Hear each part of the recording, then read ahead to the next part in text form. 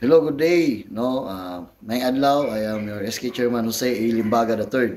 So, napatay question karon pa agusan. So, medyo layo na dyan no, ginaabot sa itong mga video. Pero salamat siya pong ko kay daghan ang mga nagapangutana. No? So, sa uban, kung gusto makibalo about SK Reform Law or other related, no, labi na sa local government code, kasi political science, mao jud sa local government code and constitution. So, karon natay question pa magusan. So, ngayon anak is SK. So, SK yung gimension. So, SK yung anak.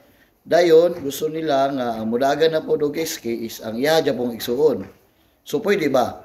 So, ingon nila, if ever mag-resign ba, daw, mag-resign ang anak o ang SK, qualified na Japon, turana sa SK. So, muna lang question. So, according sa law, bawal ang mudagan o dili pwede mudagan o SK ang naay second degree consanguinity and affinity nga elected position whether local, barangay, o nasyonal.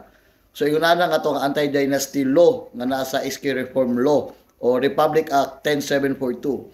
So, if ever mo resign ang isa ka SK para mudagan mo gibis o sa ka SK, for my own opinion, pwede na siya, hindi naman incumbent.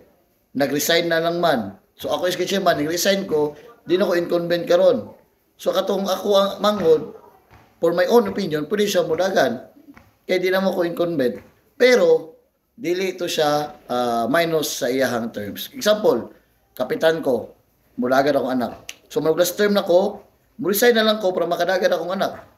So, pwede ko resign as barangay captain, pero, dili mapiktuhan akong terms. Kung tayo, last term man ako, so dili siya ingon nga, makatop akong term, continue ang term.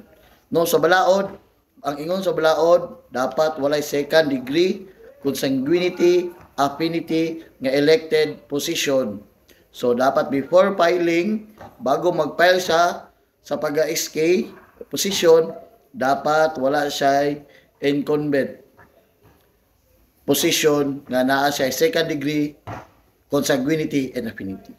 So, for my own opinion, wala siya balaod nga gilabag kay mag-resign naman tong tao. Pero, kana siya nga practice, depende para sa unsay ruling o sa desisyon sa Comelec. So as far as I know and concerned about sa present laws, walay balaod na gaingon nga dili pwede kamudagan. Kaya ang ingon sa balaod lang, if ever naka-incumbent. So nag-resign naman sa, consider na siya nga dili siya incumbent.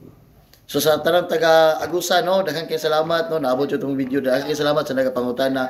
Welcome kay mga mangutana, labi na sa local government code, ito na mga barangay, kagawad, captain, SKs, and also po sa SK Reform Law, kay bago na pong SK Reform Law, and also po sa uban nga mga rules, duties about sa local government code.